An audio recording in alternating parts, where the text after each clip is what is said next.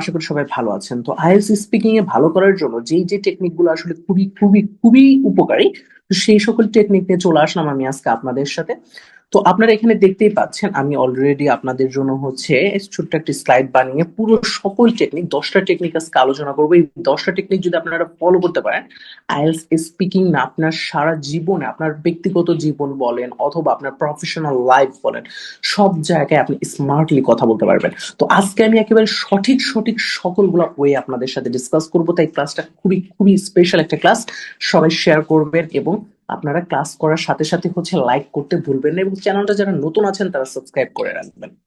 ওকে, তো আমরা স্টার্ট করি তাহলে। সেটা হচ্ছে আইএলটিএস স্পিকিং এর জন্য যে জড়তা কাটানোর সকল গুরুত্বপূর্ণ ওয়ে গুলো আমরা আজকে বলার চেষ্টা করব। দেখেন, আইএলটিএস স্পিকিং এ আমাদের মধ্যে অনেকেই আছেন যাদের বিভিন্ন জড়তা থাকে, যে আসলে কিভাবে আমি আমার নিজেকে ডেভেলপ করব, এই সম্পূর্ণ কারণ আমরা বলবো। দেখেন, ফ্লুয়েন্সি এবং আত্মবিশ্বাস এই দুটোই ভালো স্কোর করার জন্য সব থেকে ইম্পর্টেন্ট। তাহলে এক নম্বর যে পয়েন্ট আমি আপনাদেরকে বলবো সেটা হচ্ছে ফ্লুয়েন্সি আপনাদের ডেভেলপ করতে হবে এবং কনফিডেন্স ডেভেলপ করতে হবে।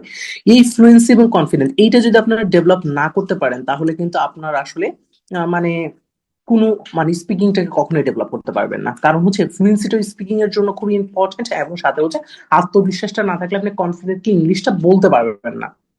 আচ্ছা, তো আজকে তাহলে সেই টিপস এন্ড ট্রিক্স গুলো নিয়ে তাহলে শুরু করি আমরা, যে এই ফ্লুয়েন্সি কিভাবে বাড়ানো যায়, আত্মবিশ্বাস ঘরে বসে কিভাবে আপনি করতে পারবেন, এই সম্পূর্ণ কিছু নিয়ে আমরা কথা বলবো। তাহলে এক নম্বর যে টিপসটা সেটা একটু দেখেন, কথা বলার অনুশীলন। আপনার সবার আগে যে জিনিসটা করতে হবে, কথা বলার অনুশীলনীটা আপনাকে প্র্যাকটিস করতে হবে। যে অনুশীলনটা আপনাকে বুঝতে হবে যে আসলে আমি কিভাবে প্র্যাকটিস করব, আমি রেগুলারিটি মেনটেন কিভাবে করব। তো এই জিনিসটা যদি আপনি না বোঝেন বা না করতে পারেন, তাহলে আপনি স্পিকিংটা ডেভেলপ করতে পারবেন না। সবার আগে আপনি যেটা করবেন, নিজের সাথে কথা বলবেন। মনে রাখবেন, স্পিকিংটা ডেভেলপ করার জন্য আপনার পার্টনার বা অন্য কিছুর থেকে আপনার নিজের সাথে কথা বলাটা সব থেকে বেশি ইম্পর্টেন্ট। আপনি আয়নার সামনে দাঁড়িয়ে নিজের সাথে কথা বলতে পারেন, তাহলেও কিন্তু আপনি আপনার স্পিকিং লেভেলটাকে ডেভেলপ করতে পারবেন। তাহলে স্পিকিং লেভেল ডেভেলপ করার জন্য সবার আগে যে জিনিসটা দরকার, নিজের সাথে কথা বলুন। প্রতিদিন আয়নার সামনে নিজের সাথে ইংরেজিতে কথা বলুন। তাহলে আয়নার সামনে দাঁড়িয়ে আপনি কি করবেন, ইংরেজিতে নিজের সাথেই জাস্ট আপনি চিন্তা করবেন আপনার ইমেজটা একজন পার্সন যার সাথে আপনি নিজেও কোশ্চেন্স করবেন এবং সেও আপনাকে, এবং আপনি কোশ্চেন্স করবেন এবং চিন্তা করবেন, আপনি অ্যান্সার করবেন, সে আপনাকে অ্যান্সার করতেছে। এই জিনিসটা আপনি চিন্তা করবেন জাস্ট।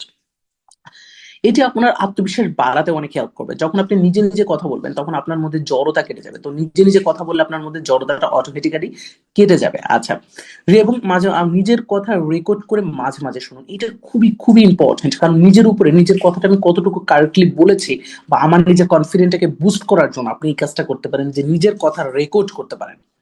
এতে নিজের ভুলগুলো ধরতে পারবেন এবং সংশোধন করতে পারবেন।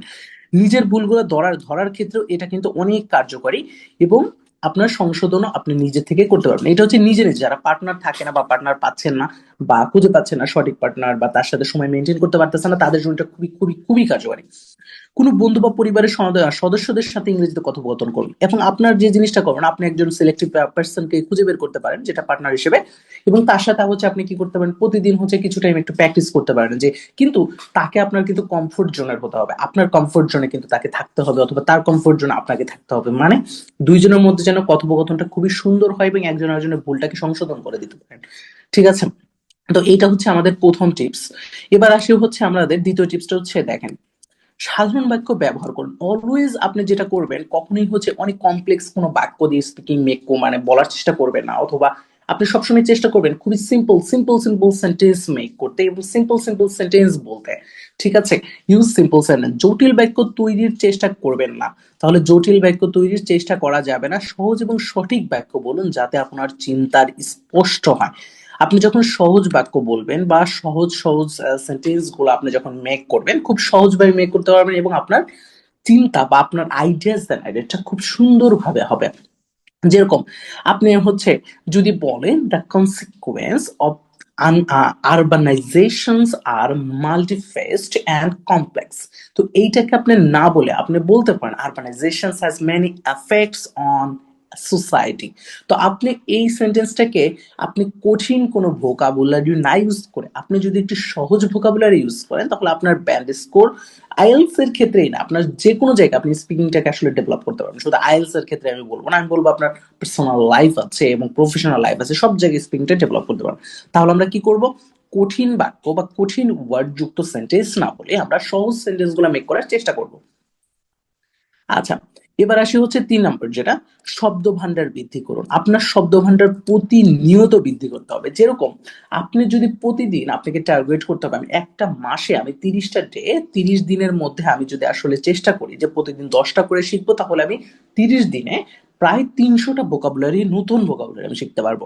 তো আপনাকে এই জিনিসটা করতে হবে যেন 30 দিনে আপনি 10টা করে অথবা 5টা করে নতুন শব্দ শিখুন, এবং সেই শব্দগুলা দিয়ে আপনি অনুশীলন করুন অথবা বাক্য মেক করুন। কারণ শব্দ আপনাকে শিখলে হবে না, তো শব্দগুলা দিয়ে আপনাকে কি করতে হবে, অনুশীলন করতে হবে অথবা বাক্য মেক করতে হবে। তাহলে প্রতিদিন 5 থেকে 10টি শব্দ শিখুন এবং শব্দগুলা দিয়ে কি করবেন, আপনি অনুশীলন করুন অথবা বাক্য আপনি তৈরি করুন। যেরকম একটা উদাহরণ হিসেবে এখানে দিয়ে রাখি, সেটা দেখেন, ধরেন হচ্ছে আপনি একটা শব্দ মানে আপনি একটা ওয়ার্ড শিখেছেন আজকে, সাস্টেইনেবিলিটি। এই ওয়ার্ডটা আপনি শিখেছেন, এখন আপনি এই ওয়ার্ড দিয়ে একটা সেন্টেন্স মেক করবেন, আপনার নিজের মতো করে একটা সেন্টেন্স মেক করবেন। তাহলে আপনার ওয়ার্ডটা সম্পর্কে যথেষ্ট পরিমাণে একটা ধারণা হয়ে যাবে। যেরকম sustainability is important to protect the environment. তো আপনি যখন এই শব্দটা শিখলেন এবং শব্দের সাথে আপনি যখন একটা সেন্টেন্স মেক করলেন, তখন আপনার এটা কোরিলেশনটা খুবই খুবই সুন্দর হলে এবং শব্দটাকে আপনার আয়ত্তে নিতে আপনার ব্রেন খুবই দ্রুত ক্যাচ করবে। ওকে, তো এইবার আসি হচ্ছে আমরা 4 নম্বর টিপসটা।